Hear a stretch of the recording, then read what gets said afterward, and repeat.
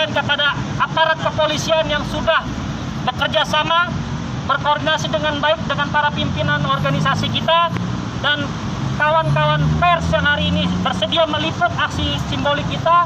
Saya ucapkan terima kasih dan tidak lupa kepada kawan Indonesia. Hidup! Untuk kawan-kawan pers yang ingin mendapatkan duit, yang ingin mendapatkan investor untuk gerakan rakyat olahraga darat, ya. Silakan kawan Yakub posisi di mana? Ya, silakan ke sebelah kiri nanti ya. Sebelah kiri nanti silakan ambil rilis ya untuk kawan-kawan media, kawan-kawan pers. Silakan ambil rilis di sebelah kiri saya, bertemu dengan kawan Yakub. Di situ ada manifesto politik gerakan reforma agraria yang kemarin kita rumuskan secara bersama. Terima kasih.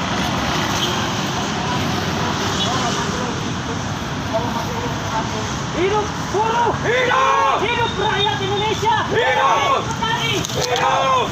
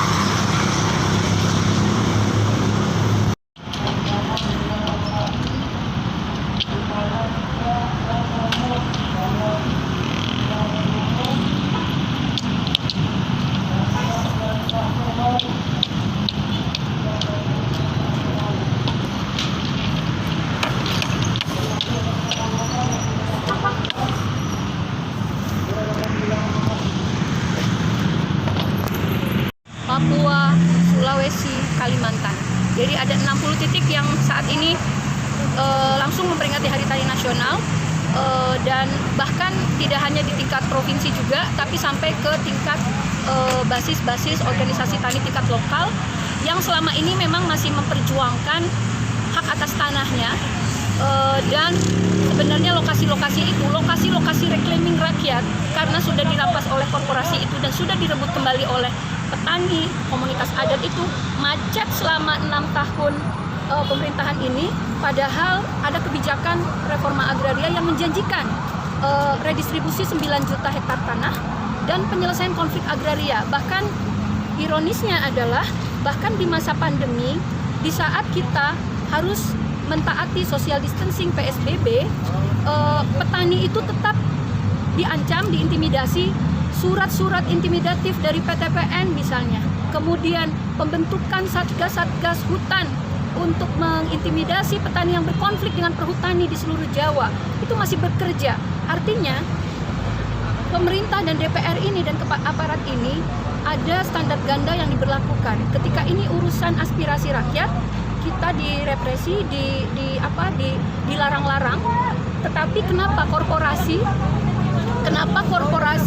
tetap bisa masuk ke kampung-kampung? Artinya social distancing PSBB itu tidak berlaku bagi mereka yang wilayahnya itu adalah wilayah masyarakat.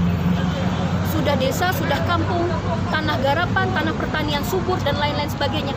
Yang pada masa pandemi sebenarnya membantu pemerintah untuk memobilisasi lumbung-lumbung pangannya bagi buruh-buruh yang di PHK. Memobilisasi pangan karena kita di global importasi pangan juga tidak berjalan karena semua negara sekarang sedang melakukan lockdown di negara masing-masing dan prioritas pangan masing-masing. Negara kita masih tergantung pada importasi pangan yang sebenarnya menyingkirkan produk-produk pangan lokal, benih-benih lokal yang kemudian ini semuanya sudah liberalisasi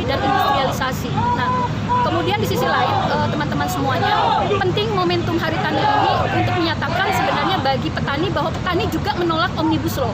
Karena selama ini klaim-klaim dari negara atau rilis-rilis dari pemerintah ataupun DPR menyatakan bahwa ini hanya masalah klaster ketenaga kerjaan. Padahal 79 undang-undang yang diangkut sekaligus oleh Omnibus Law ini ada juga yang menyangkut hajat hidup si petani, hajat hidup kaum nelayan, hajat hidup perempuan di desa dan di kota termasuk masyarakat adat.